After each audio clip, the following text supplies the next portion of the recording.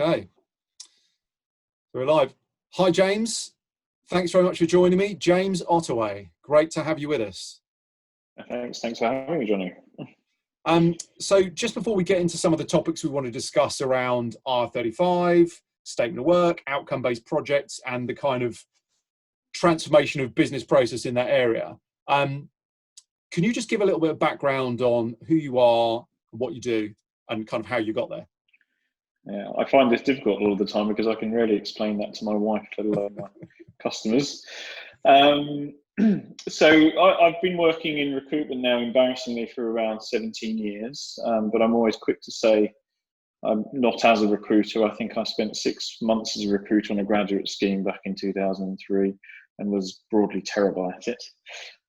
So most of what I've been doing in all of that time has been at the corporate level, mainly focusing on bids, solution design for large-scale managed service RPO programs. I spent 10 years with a large national recruiter, moved in during that time towards also contract and commercial stuff, managing a team of lawyers and contract negotiators. And then went to a large FTSE 100 business in their resourcing, outsourced recruitment, MSP arm, and again became responsible as a commercial director for that area of the business and everything they did. I mean, this was a business of 97 individual companies and brands, and at one point I was looking after everything to do with talent development, learning, development, training. And on a pure timing basis, I took up that role in late 2016, and one of the very first meetings I had was put in my diary, didn't know what it was about, and it just said IR35 on it. I remember going to that meeting and just sort of leaning over to the head of risk and compliance for the division, just remind me what IR35 is all about. And about 3 weeks later, I know because it interrupted my holiday, I was sat by the pool writing a public consultation to the Treasury on the original payroll reform in the public sector. And then, of course, I handed that back in to the group, and they sort of said, "Well, we don't understand this. What's it all about?" And I said, "Well, put it this way: you've got 20,000 personal services companies currently engaged either directly in the public sector or actually running through about 5 or 6 of your subdivisions and businesses and then still being supplied into the public sector at the back end. So this is quite a big deal, I suppose, is the simplest thing to do." And then they said, "Well, can you deal with it?" And that was my life for about 3 months running up to the April 2017 rules coming in the public sector, up until 4 a.m. in the morning, answering specific case queries and what about this situation, from down to the individual contractor level and across hundreds of different public sector customers. And at one point, because we ran a large multi-customer contingent labour programme within the central government, I remember turning up at the REC and they stuck a microphone in front of my face and said, "Right, you've got 110 central government agencies on the other end of the line. Tell them what you're going to do to solve this problem for them." No pressure. So immediately after that as well, from a background point of view, we actually did a management buyout of some of the smaller recruitment businesses from that larger company, and they were all public service, so healthcare, education businesses. So we saw firsthand actually what the net ongoing impact was, because everything that happened within those businesses was almost a fallout from IR35, particularly in the social care qualified social work arena, and what that did to supply chains, to the behaviour of certain umbrellas, and you've got the whole thing around additional tax legislation came in at the same time, the Criminal Finance Act, and the need to take more care over the kind of supply chains that you have in place.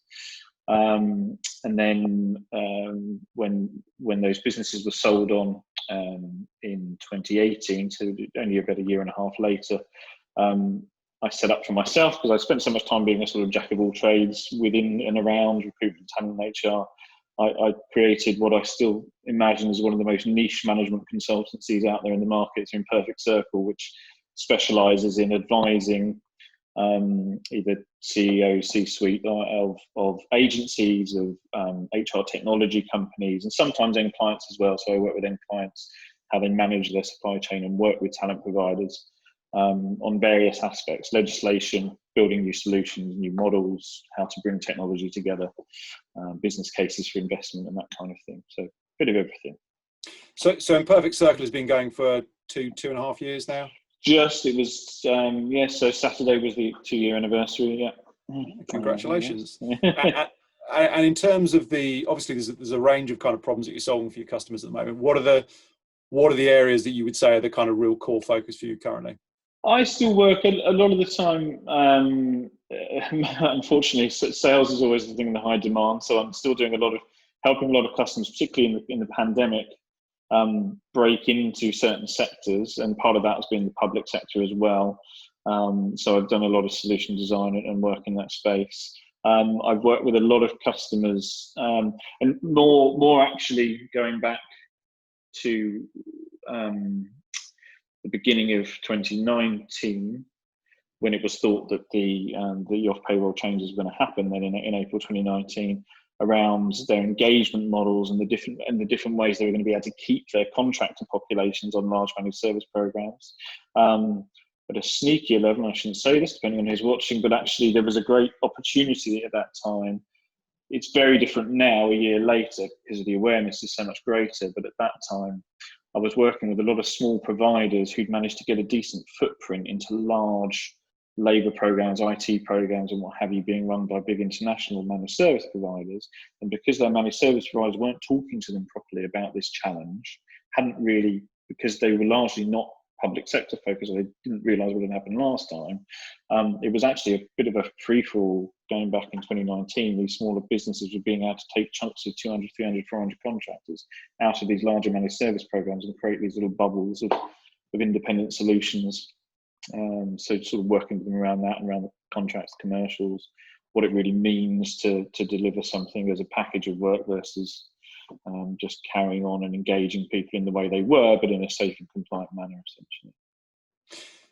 Yeah, I think it's very interesting, bearing in mind your experience in the public sector and how that kind of crosses over. And you kind of, I appreciate the legislation has obviously changed, and obviously public sector organisations are going to need to make sure that, and that's something that's possibly people overlook sometimes, they're going to have to make sure that they are compliant with the legislation when it comes out, because there are changes to it. Yeah, I whined on about this quite a lot in the middle of probably before that. So I did write an article just because it really bugged me, and I suppose it was because there was just so little attention paid to it when it came in the public sector, and literally the legislation was only ratified with significant changes 2 weeks before it took effect. Whereas now, actually, the current piece of legislation that's going to come in April next year has not changed, has been passed into law and has not changed since the draft came out in 2018. So much longer for people to kind of get to grips with it. I suppose where I was going with that. So so it really bothered me. It shouldn't have bothered me, but I get bothered about random things. About all these messages on LinkedIn saying, "Come to our IR35 breakfast meeting, come to our seminar, come to our webinar. You know, we'll ply you with milk and cookies, and we'll tell you all about it." It was a real sort of sales tool, and I'm sort of saying, well, hang on a minute. It's not just private sector. You're talking to the private sector because they're sexy, and you think you're going to get more out of them. But actually, the public sector has been doing this for 3 years. The legislation is changing a bit in terms of how the rules work, what it means to be compliant, what needs to be provided, and no one's talking to them about that. And I also, from a sense of minor guilt, of course, being one of the people that kind of told them how to address the situation back then, and knowing that the kind of solutions and the approach to be put in place at the time, if people are still applying that logic today, they will definitely be non-compliant. So it's kind of wanting to say, we need to undo some of this stuff that we did before because they changed the rules, but no one's talking to them about it. Yeah, and it's one of those things where you sort of think, you look at it and you think logically there should be loads of knowledge and experience transfer coming from the public sector over to the private sector, but I don't necessarily get the sense that's happening on any kind of decent scale, really. No, and I think I can understand why to an extent, because they are totally different beasts, of course, in the way in which we always imagined, and it'll be interesting to see what happens, that in the private sector, for example, there's been those knee-jerk reactions, and I'm sure we'll kind of touch on that later around the whole thing around blanket decisions and stuff like that. But we always imagine that in the private sector it will be quicker to reach an equilibrium, whereas actually what we saw in the public sector was, just on the programs that we were looking at ourselves, either they did some very interesting stuff, sort of playing on the HMRC's rather limited definition at the time of what it meant to do right of substitution. Actually, beyond that, we found that some large programs with sort of 4,000, 5,000, 6,000 IT contractors, for example, 6th of April 2017, the number's gone down to 2,000, and there weren't people backfilling them as well, because it was fairly chaotic in some of those sectors. Yeah, and obviously there was the situation at that point that people who were working as contractors, PSC contractors in the public sector, could just try and go to the private sector, which has always been the problem. And it was outlined in the initial consultation. They were very aware that they were going to create that under playing field, and they were always going to open that window up. I think whenever you challenge HMRC about it, or even spoke to some of the programs where they weren't being very pragmatic about what they were doing and saying, look, they will just go elsewhere. I think there was this kind of feeling that the work was so different, that they won't just absorb them. But a lot of these were tech skills, engineering skills that were in high demand, and they were able to just they left that opportunity there, and actually quicker than we expected in the public sector. They did come back to that point of pragmatism. They did come back to starting to think, right, actually, to undo that damage, we've got to think about this more rationally. And in terms of the way that the public sector handled the whole process, and as you said, they were, from a timescale point of view, they were at a major disadvantage in some ways to what the private sector are facing. But what are your kind of, do you have any particular kind of overarching concerns about how people are likely to approach it, or how you're seeing people approaching it in the private sector? Well, as I said, the lack of awareness and progress, even with some of those interventions in this case from the Cabinet Office, from the Crown Commercial Service and things like that, there was still a real lack of awareness. And the best anecdote I can come up with, as I said, we were supplying a lot in central government at the time.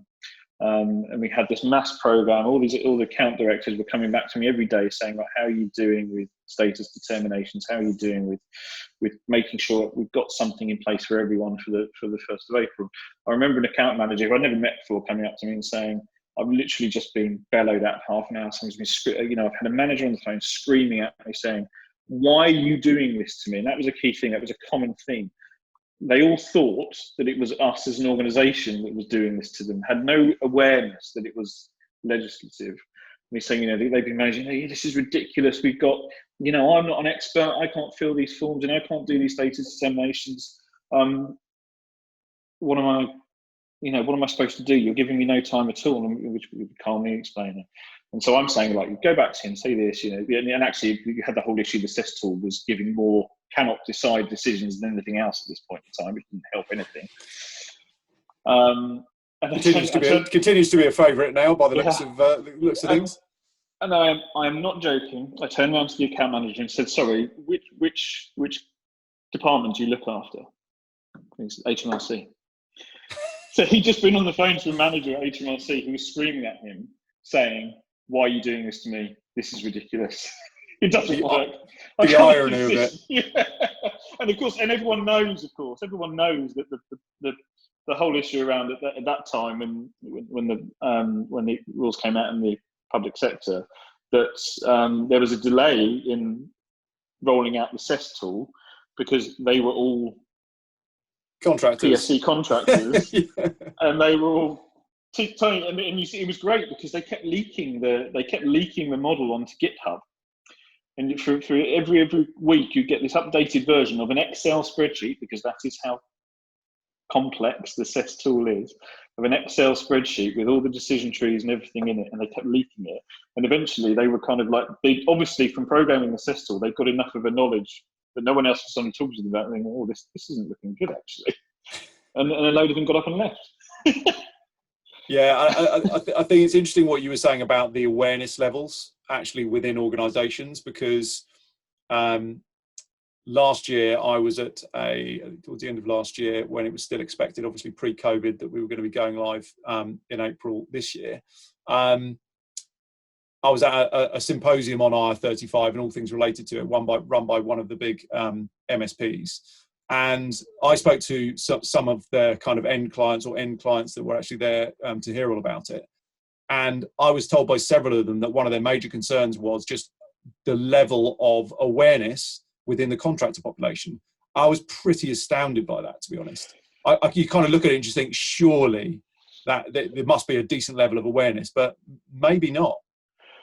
No, and this was another thing I think, because I'd gone from zero knowledge of R35 to, as I say, being asked, and we'd been asked to put in the consultation response because actually one of our clients had said to us, we don't think HMRC is going to listen to any of the recruitment, kind of the independent bodies, the trade bodies, the APSCOs, the RECs. They'll just put that to one side and say that's just noise. We need you, because it was a large business, a large corporate business that just happened to have a very chunky recruitment arm in it. They said, we want you and people like you, and ideally contractors themselves, to be responding to this consultation. So I actually asked someone from every one of the managed service programs we had to nominate workers, and I interviewed workers before anyone knew anything about it, before anyone was communicating anything on, to try and do an impact assessment. And one of the things we had a lot of engineering workers working in the nuclear and the energy sector. And they were saying to me, actually, when I spoke to them, well, I'm PSC, but I do work inside of R35. I've always done that. I've always declared that through my accounting. But actually, I work because I'm going to retire in 3 years, and I put 70% of my money into pension. And what you seem to be telling me now about how these new rules are going to work is that's all going to be taken away from me because it will be done before I get paid into my business. So what's the point of me working anymore? Funnily enough, I put that in the equality impact assessment at the end of the consultation. Never got mentioned in the final report from HMRC. Spoke to HMRC about it. They went, "Oh, that's a tough one, isn't it?" That was the response. It is a tough one, yeah. But and what I'm saying there is actually that whole process of talking to people from different backgrounds meant that we were actually, despite the short timescales, we were able to engage and speak to our contractors quite well, which got us through the whole status dissemination process very quickly. I think. And I was saying, again, back in 2018, encouraging people, don't talk to your contracts, what have you. And a lot of them were saying, no, we don't want to, because we want the client to kind of make their decisions first. And as a result, the contracts have been just left and left. And then they've, through social media, through LinkedIn, through the noise that's available in the market, you get a lot of these contractors who are commenting on very, very technical stuff. For themselves, and almost setting themselves up as experts. We've got a lot of IT contractors who are going and attending forums and talking about IR35 and the impact and what have you, because no one's speaking to them about it. No one's giving them reassurance. So yes, there's huge awareness that the kind of, are you someone I can do business with? Therefore, I'm going to tell you that this is a big thing happening. Therefore, I'm going to sell you some consultancy services around it. But no one's really looking out for well, apart from some of the trade bodies. There's not a lot of help at the contractor level, and this isn't going to work unless they engage those populations. Well, I think, as you say, some of the contractor trade bodies have been, have really been working massively hard on this and made a lot of noise about it. So you sort of think, well, anyone that's associated with them should be, pretty well aware of exactly what's going on. And as I say, I think with the lead-in we've got now to the deadline of April 2021. It's that is ample time for people to be able to be made aware and for companies to work out what they're doing. I think when you look at the kind of the old regime versus new regime, and the use of methods like, for example, contracted out services, what are you seeing in that area? What's your view on that in relation to how organisations are addressing their overall IR35 concerns? Yeah, So one of the things, actually, when things came in the public sector, we had a close relationship with Crown Commercial Service, and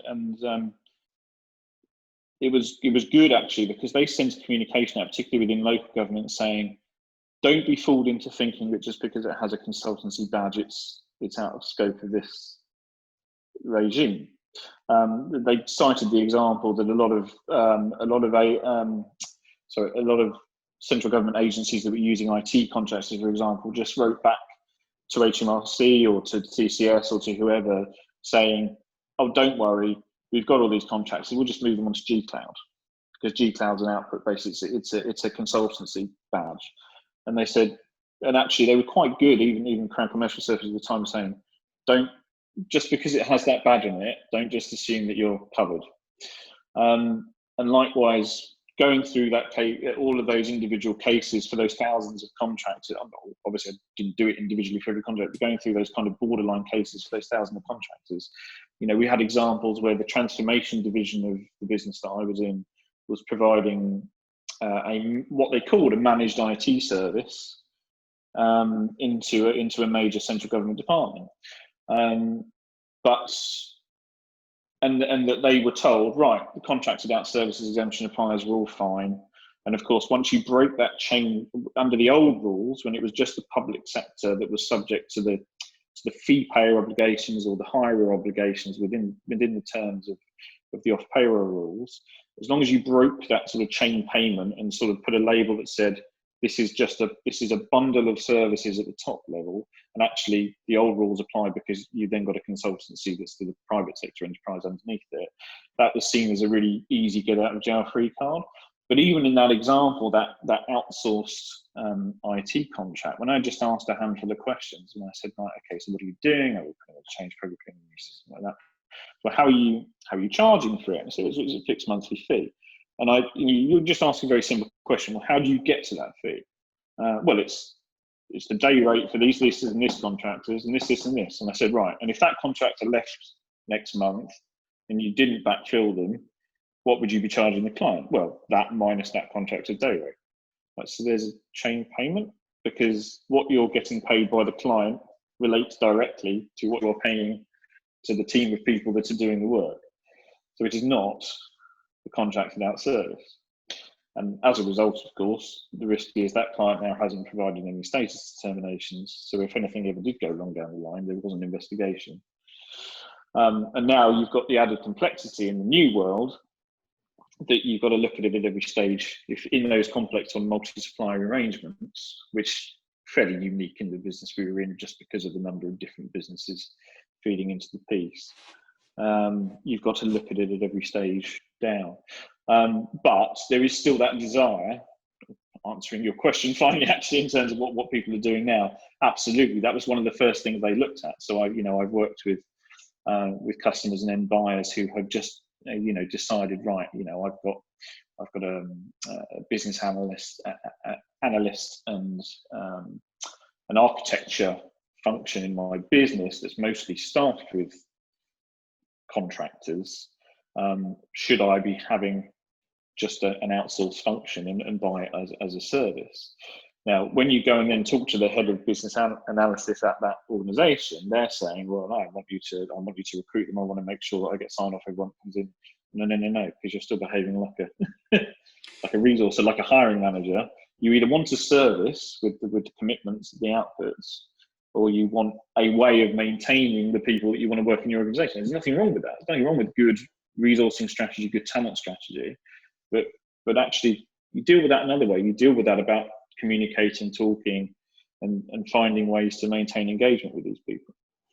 Yeah, and I think when you look at that kind of outcome-based model, there are obviously two aspects to it.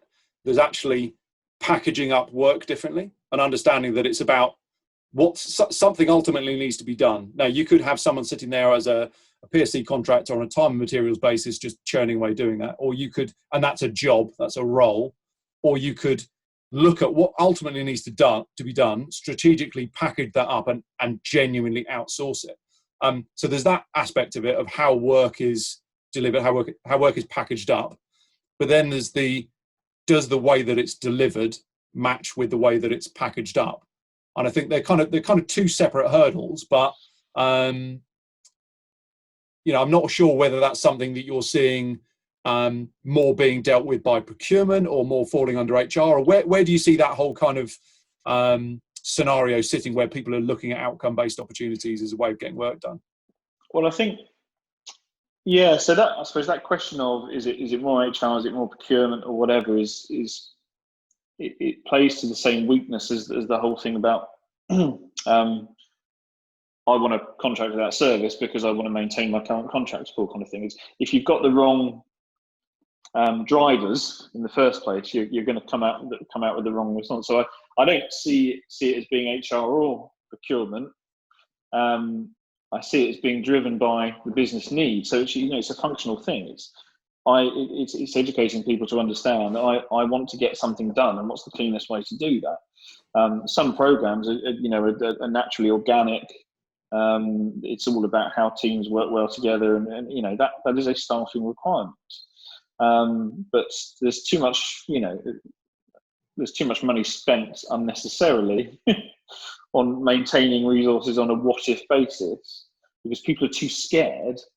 I find people, when I talk to people about, well, have you considered, creating a statement of work with clear outputs and deliverables, and actually binding the provider to deliver on that basis, and even the buyers themselves, even though they can see the kind of cost benefits of that, they're too scared about their ability to consider all the possibilities.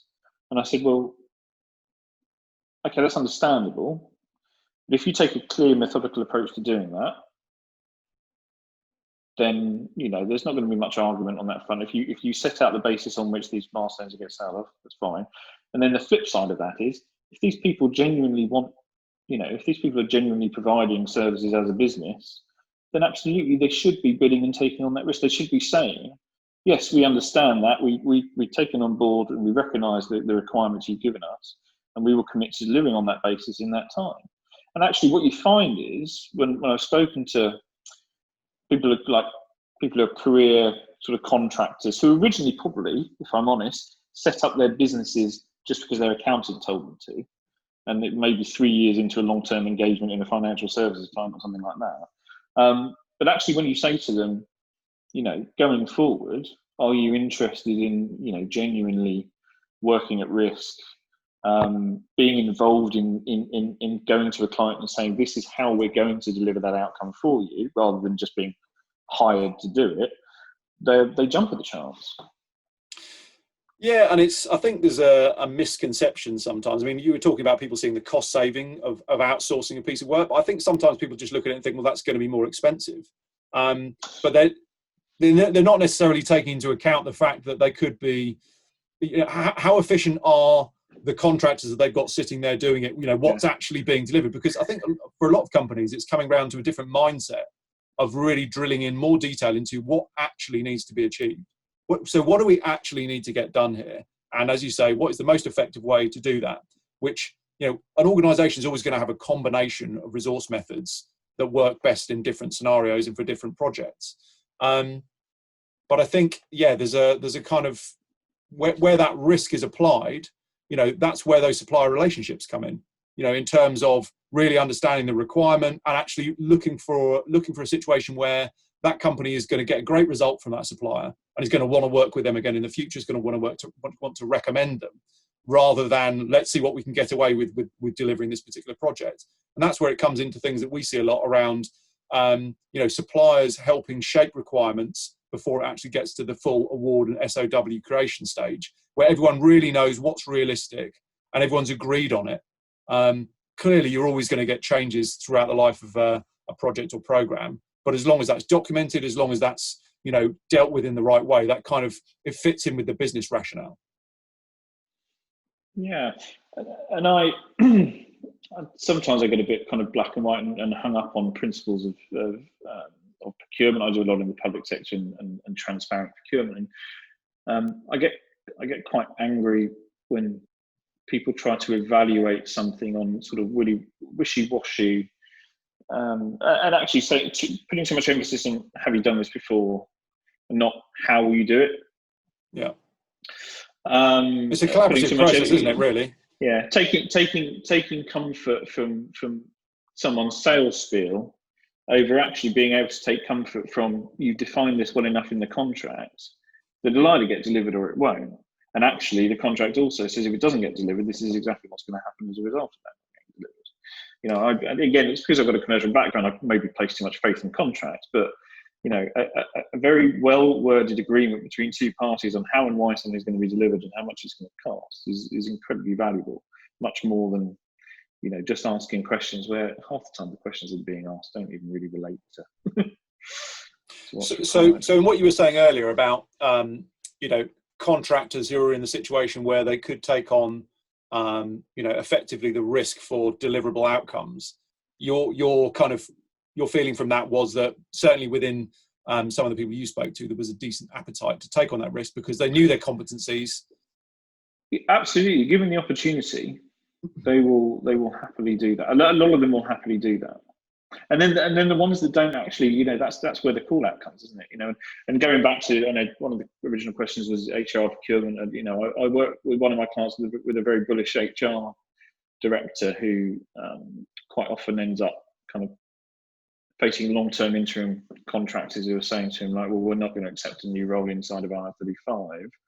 I want to do this outside of IR35. Well, what does that mean? You just want me to change the terms of termination? Well, no, we want to make it so it's a role that is outside of IR35. And he always turns around and says, well, how about I increase your rate by the amount of the employer's NI, the amount of excess tax, the differential between income tax and dividend tax and all of that, and I pay you at that instead of that. Do you still want to do the work?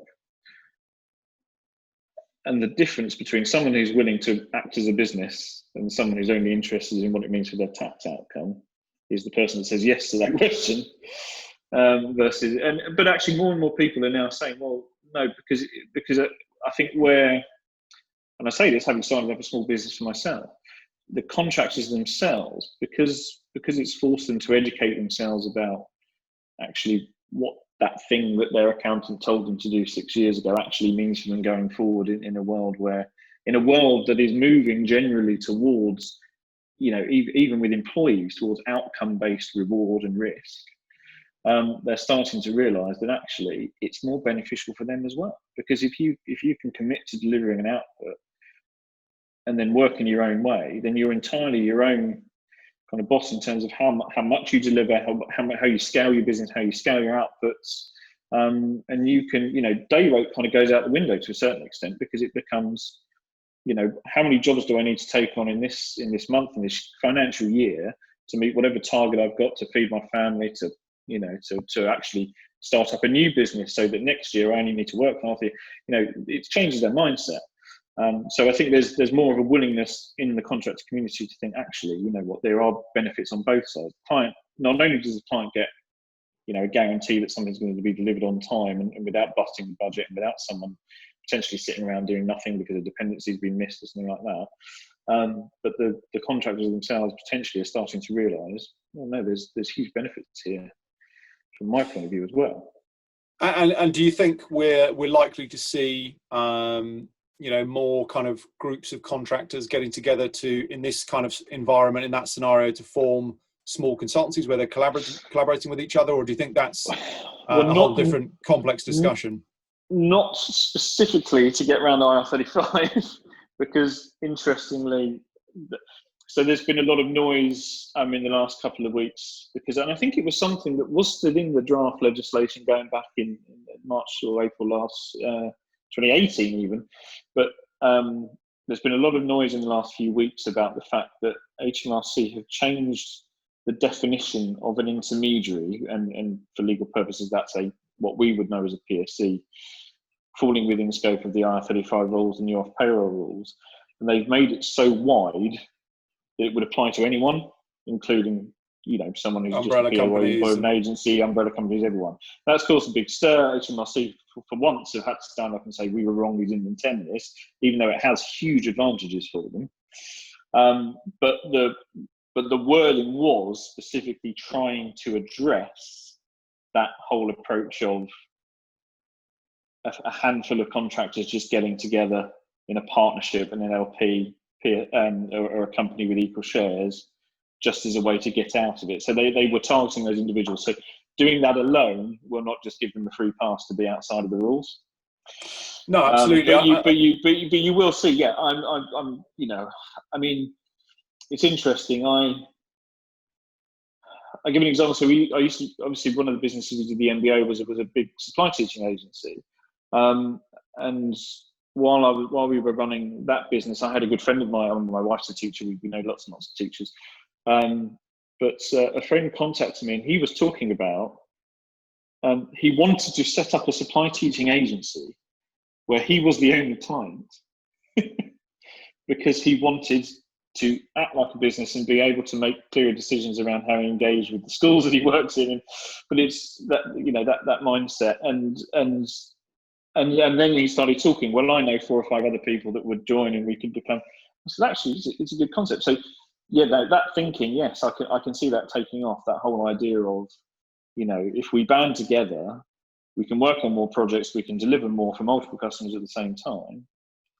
Yeah, I don't really look at it in terms of, specifically as an IR35 avoidance, but just as a practical step that some people who have been contractors for many years will kind of, just say what's the most effective way for me to take my my skills and competencies to market? Is that on my own? Is it via continuing on the contract route? Is it for me to go perm? Is it work via an umbrella? Or is it actually to collaborate with other people who are working in specific areas? We've all got very specialist skills that map together quite nicely. We could see the formation of more businesses.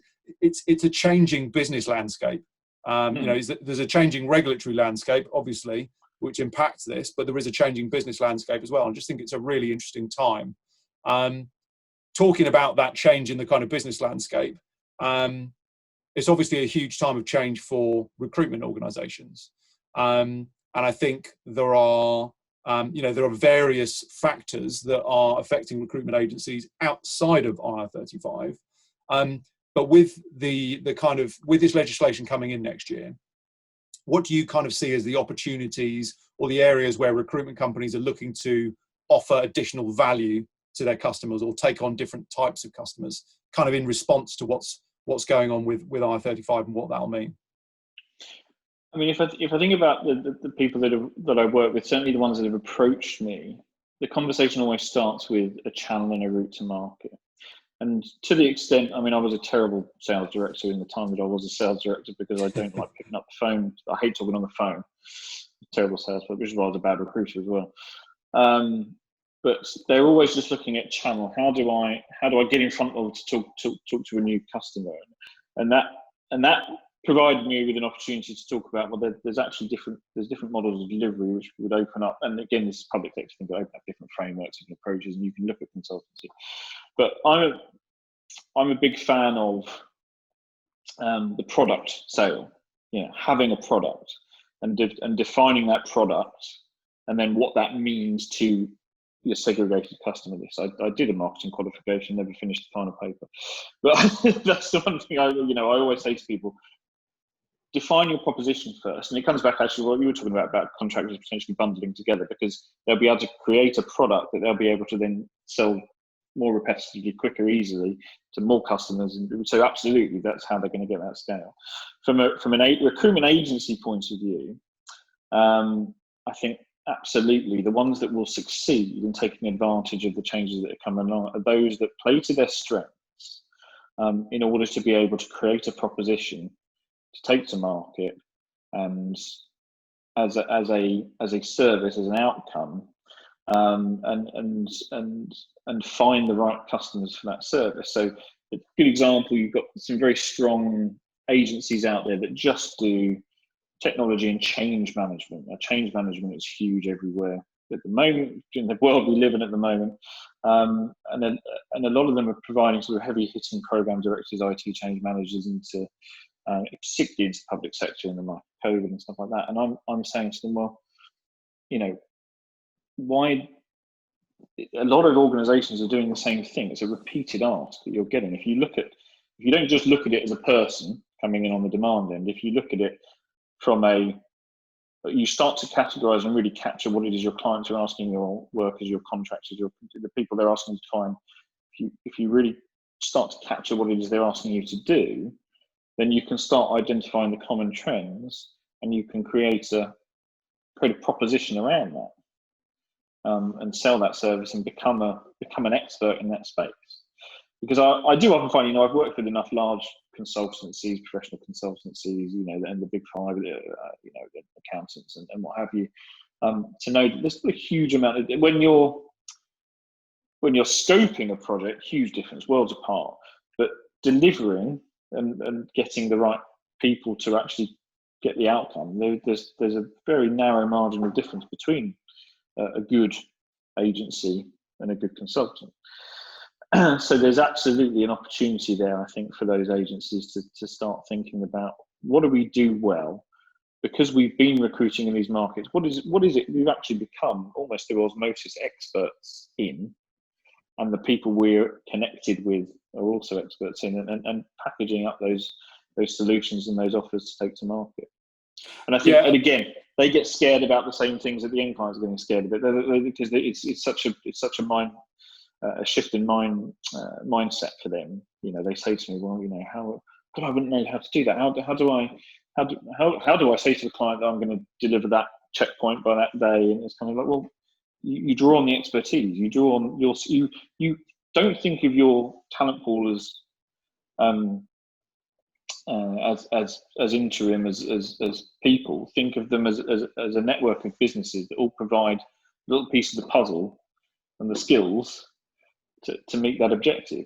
You know, if you treated them like a network of fellow business consultants, and one of your clients who's worked with you for years comes to you and says, I've got a really difficult problem I need to address, you know, why aren't you picking up the phone to the 20 experts that you've got on your books? How would you address this? Okay. Would you be interested in coming together to define a product? And that's the... It's ultimately about who's best set up to solve the problem, isn't it? Yeah. And I think that, you know, recruitment companies have proven over the years to be incredibly adaptable. You know, I previously worked in the job board sector. And I remember back in the early days of that, back in the kind of, in 2000, I think it was, recruitment agencies are dead. They certainly weren't. They thrived through the growth of the job board industry and just adapted their model. But it's all about who's good at solving a particular problem. And for companies that are good at solving the particular problem around, project-based delivery, they're going to do that themselves. But for other companies, that might be something that they're just really not very good at. And it may be that the kind of problem-solving capabilities that exist within some of the recruiters, certainly some of the big MSPs, that can be, shifted and channeled towards these more outcome-driven, project-based work delivery solutions. But I think it's interesting what you also said about the way of, in terms of selling it in, because I think people just buy differently now. Information is at hand. People don't necessarily want to be sold to. They want to be made aware of information and make their own informed choices on it. But for these companies that are looking at providing those sorts of offerings, like you say, they need to have a clear solution. Otherwise, it's just too woolly for people to get their heads around, where they're grappling with these problems around IR35, their existing workforce, and all the different kind of market challenges that are going on at the moment. Yeah. And there's definitely, I get quite angry with poor use of data, because you said about data, and particularly with the managed service programs, they've got so much data at their fingertips. And I go back quite a few years ago to a brief stint I did, because of so many jobs in the sector, as an actual account director working on a managed service program for a large financial services client. 6,000 contingent workers, 2,000 of which were professional, high-end, very highly paid PSCs. And as I say, it was financial services. There was a lot of noise made last year when the likes of HSBC, Lloyds, I think Santander, and several of the large financial services companies all made the dreaded blanket assessment. Oh, yeah, of course, always quick to say it's not a blanket assessment, because they've not made an assessment. They've made a policy decision not to engage personal services companies. Now, notwithstanding the fact that they probably don't realise that outside of their contingent labour programs, they could have hundreds of personal services companies on their books and just not know about it. As in, like, kind of rogue spend hidden under dodgy SOW. Yeah.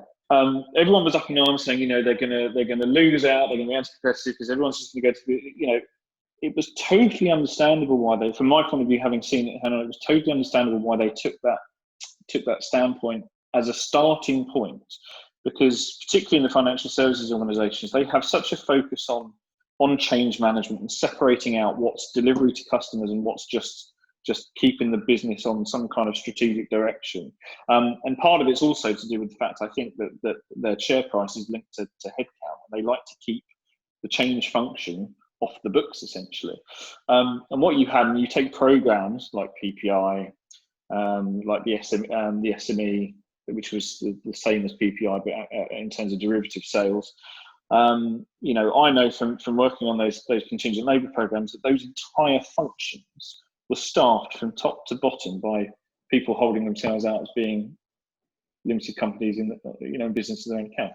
Half the time signing off each other's timesheets, clearing each other's work schedules, giving each other overtime. That was the other thing that really got me. And then sorry, I go off on tangents, but linking that back to what you said about data.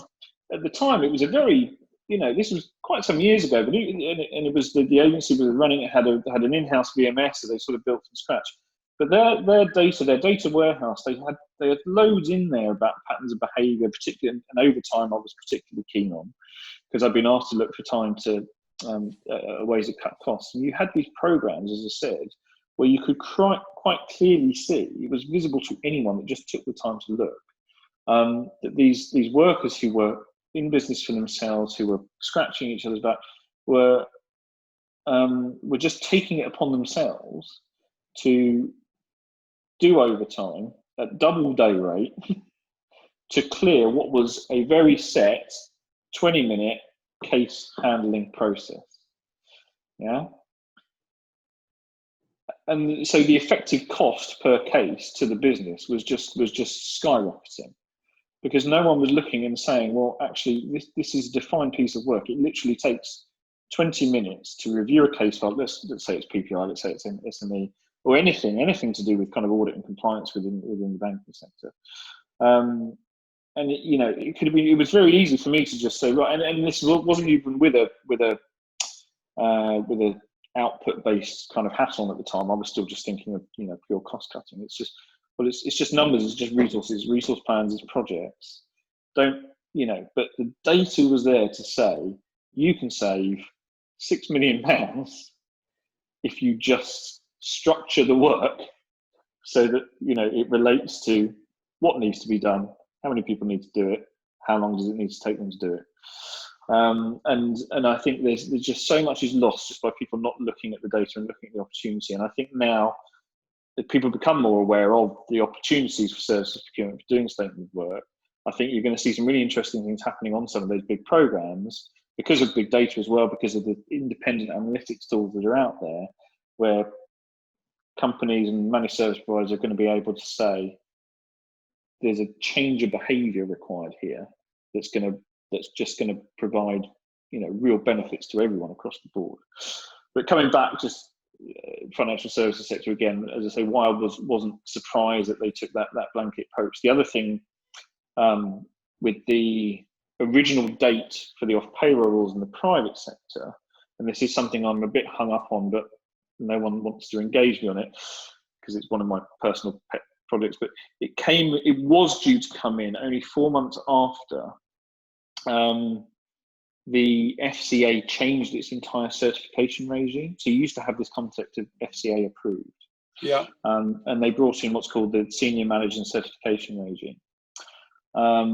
Huge thing. I only knew about it because I just happened to have a friend in the village locally who's a lawyer and an independent, runs a financial services compliance consultancy. But all of a sudden the cogs started whirring. Actually, for years and years and years, you probably had people undertaking regulated roles within organisations who were holding themselves out as being within business of their own account. And what the senior managers and certification regime did was it took the obligation away from the the FCA and put it on the business, the legal entity that was claiming to be providing those services as a financial services firm. They call them firms in FCA legislation. Had to certify the work and had to certify the competence in the work themselves. So you all of a sudden, I think within the banks in particular, it's kind of raising this thing. Oh crap! Okay, so as a bank, we know we've got to certify the competence of these individuals now, but how do we do that when this person's saying that they're actually a business?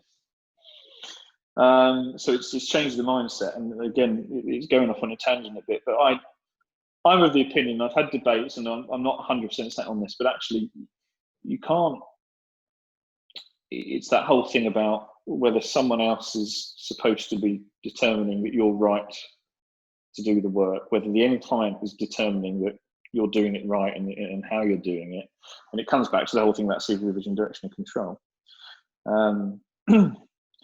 But yeah, and again, so that I think probably influenced that behaviour in that market. But that, you know, similar things apply. I mentioned social care earlier, and the social work market, where, you know, under the conduct regulations, if you're a recruiter, someone can't opt out of the conduct regulations because safeguarding rules mean they can't claim that they're not under someone else's supervision, direction and control. So you've got all these things and ways of thinking that people didn't pick up on before. But the legislation is causing people, particularly people like me who likes to spend their weekends thinking about this stuff, to look at it all with a different lens. And I worry if you just look at it in terms of trying to get someone to an outer state status determination, you're gonna unravel in so many ways, because you're going to get caught up with things like. I think there's a big. I won't go into it now, but you know, there's a big issue around the agency workers regulations and how that interacts with how things are going to work again now under the off-payroll rules that I think people aren't seeing. So, but I also think, like, you know, if you're taking it from that angle of saying, how do I get this person, you know, to fall out of scope, that's just the wrong approach. I think, you know, it's organisations need to be looking at how they get the work done, and primarily what's the most effective way to get the work done for them in a specific scenario, bearing in mind the options that they have available, and the options they have available have changed slightly due to the IR35 legislation coming into force, or when that comes into force. So that has to be part of their assessment process. But I think a lot of companies weren't doing a particularly good job of, you know, assessing their resource options previously, and they have to get better at it. It also comes down to what you were saying before about data. I think, you know, particularly when you look at services procurement, that's one of, if not the biggest problem in services procurement, is understanding what you're getting for your money.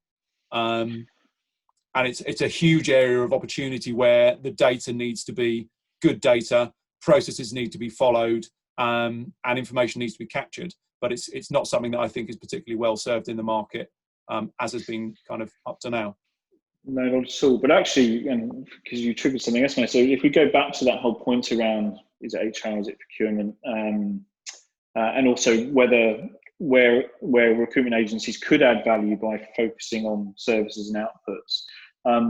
What I think is a wonderful synergy, and where one feeds the other essentially, is if I think about traditional procurement, and as I say, services procurement is not just a matter for procurement, it's a matter for the business strategy and to decide how things get delivered. But from putting on that pure procurement lens, I think there is, particularly with large private sector organisations, there's this false belief that just by putting an opportunity out there into the market, you're going to get the best and the cream of the crop clambering to put in a bid and get that work. Yeah? And I think there's wonderful learnings that recruitment can bring around greater reach, you know, targeted marketing, understanding how to position a client. Instead of thinking about positioning the client as an employer, though, it's how to position the client as a buyer of services, as a partner, as a long-term business prospect, even, that I think will have a huge, potentially, if done right, could have a huge impact in terms of, you know, these companies' ability to get best value for money, to really be scraping the whole of the market when they've got a requirement for the absolute best providers to deliver the best outcome. Because it's marketing, it's funding, it's actually making them attractive as a business prospect. Because certainly within highly technical sectors or whatever, there's no dearth of opportunities to do the work. But to get someone to come and bid and put their best foot forward and say, I'm going to deliver it in this way, I'm going to deliver it to the terms that you want, actually, there's a wonderful synergy there with where recruitment providers can be, you know, helping those organisations, you know, find the widest possible pool of suppliers. And do you see the role of the recruitment providers in that? You know, we see scenarios where recruitment providers are looking to provide project services, where they are delivering projects and they are outsourcing that work, getting that work done, via, whatever means they need to do? I think it's horses for courses. Actually, some of them will want to take on the risk and will want to be, they want to be seen as professional services. They want to be seen as playing in the same space as your PwCs, as your Accentures, and something. And they'll do that, and they'll provide the service wrap. They'll develop their essential PMO teams, and they'll manage that whole portfolio of projects and outcomes across all of their suppliers. But I think there's a great place for agencies to just become that kind of market intermediary as well, and it's using that discipline. So I worked for Reed for many years, and I'm a big fan of taking learnings from one discipline and putting it in something entirely different. And one of the great things that Sir Alec Reed did in the time that I was there was he took everything he'd learned from Reed.co.uk and creating a job board that was really good in terms of, in the early days, it was very good in terms of its matching software and its ability to match people to roles and artificial intelligence, that stuff. And he put that into the charity and fundraising sector. So he created a site called The Big Give, because he was like, he realised actually there are these big donors that are always looking for opportunities to fund social value, to get involved in stuff. Let's take the technology that we've used to do recruitment, and let's apply it to fundraising and charity, matching donors to the kinds of things that they want to sponsor. And that seems totally tangential, but I suppose what I'm saying is it plays back to my point around a recruiter as an intermediary can take, as I said, that almost that sort of marketing knowledge, that function, that reach, that how to create networks, and create a greater scope for opportunity for those buyers of services to be able to select from an even wider pool of providers. Yeah, and it's got that. It mirrors what you're talking about in the terms of taking the expertise and the process that recruitment companies use in a normal kind of recruitment, time, materials, contingent workforce scenario, and applying that to what we're seeing where MSP providers are delivering services specifically around SOW, or services procurement, MSP. So you could have a recruitment provider that either says, just give us the requirements and we'll provide the full wrap around it and we'll give you access to the whole market. We could have a recruitment provider that uses that expertise and just says, okay, Mr. Customer, we'll come in, we'll do a review of how you're working, how you're engaging suppliers and individuals, and the whole piece. And they're well placed, particularly these managed service programs, to get a really good vision across the whole function. And we'll bring that all into one place. We'll load it into a platform, for example, and then we'll give you the keys, because we'll say, right, they're all in there. They're all available for you to manage, for you to put a discipline around that, and how you engage them. And either that's fine and we'll set you up and we'll let you go, and that's a good piece of work we'll do. But actually, you know what? We can do something one better than that. We can keep funneling, again, using analogies, recruitment, whatever, talent pooling, this idea. We can keep funneling suppliers into that ecosystem, so that you just have more and more, based on the kind of strategic pillars, the outcomes, your business change objectives. We can funnel suppliers into that using the same methodology, the same reach, the same networking strategies that we use when we're finding people, finding talent.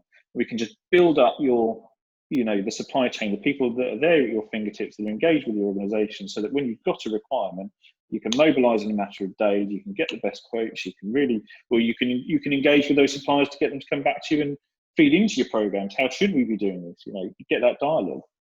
And that's all about having the right systems and processes in place at the top end. But from a recruitment agency point of view, you can do one or the other. You can either manage the whole lot and provide the discipline, or they can give the end customer the tools and just be that kind of pipeline for providing them in. I think it's a fascinating time. We're seeing all of the above in the market at the moment, in terms of recruiters providing output-based project services directly into customers, moving up the value chain that way. Kind of, it's something that's been done for many years, but people are looking to do it more kind of effectively and more scalably. And we're also seeing that kind of services procurement MSP model developing, whether it's dealing with a single end entity, or whether an MSP is building up a kind of their own base supplier pool that they are then serving multiple end customers with. And it's such a period of kind of rapid growth and evolution, with things like IR35 certainly driving those conversations a lot. It's just opening up huge areas of possibility. So I think it's a massively interesting time for the market. As I said before, my experience of being involved with and dealing with the recruitment world, incredibly adaptable organisations, and generally they're good at problem solving. So it's just which problem are they addressing? And no doubt there are some decent solutions already out there, and people working on solutions for the problems as they come up. But I think obviously until we get to, I think I can see the activity already ramping up massively. Coming up to IR35 going live already, but I think until we're actually past that point, 3-6 months down the line, there's going to be a lot of things that probably get ironed out in the process, even like what you're talking about earlier with regards to the definition of an intermediary. That's still being addressed, isn't it? That's not been. Yeah, no, I mean, this is the thing, because it's going to. I think apparently, and you need to follow the likes of Dave Chaplin for a day-to-day feed, hour by hour, what's actually happening, kind of thing. And he's been instrumental in bringing this to people's attention. Oh, absolutely. And lobbying. I took a slightly cynical approach about it, because I thought it probably was a mistake. Some heavy-handed drafting. I see it all the time because I've done a lot in commercial and contracts. Well, it's classic, isn't it? It's classic of like, well, let's see what we can get, and then we'll see where we end up. Yeah, exactly. That's what it feels like. And because I saw what, again, going back to what happened in the public sector, what they weren't prepared for was, those people that said, right, if we, because even working for an organisation that did a really good job of case by case, making proper determinations as best they could with the crappy CES tools at the time. But they then didn't realise what the next big problem that they were going to create was, which was by them saying, right, okay, you're in scope, you've now got an option with how you want to be engaged. The option of being engaged as a PSE inside of IR35 is pretty awful, actually, particularly if you genuinely are in business of your own account. If you're doing your own accounts, using commercial accounting software, it doesn't work, because you're getting paid an invoice with a VAT amount that's this, and then a net amount of this. It breaks every commercially available software, business accounting software out there. So the reality was, they all said, well, no, and of course most of them went to umbrellas. All of a sudden, and again, I knew this from being in the qualified social work space then, in the coming months afterwards.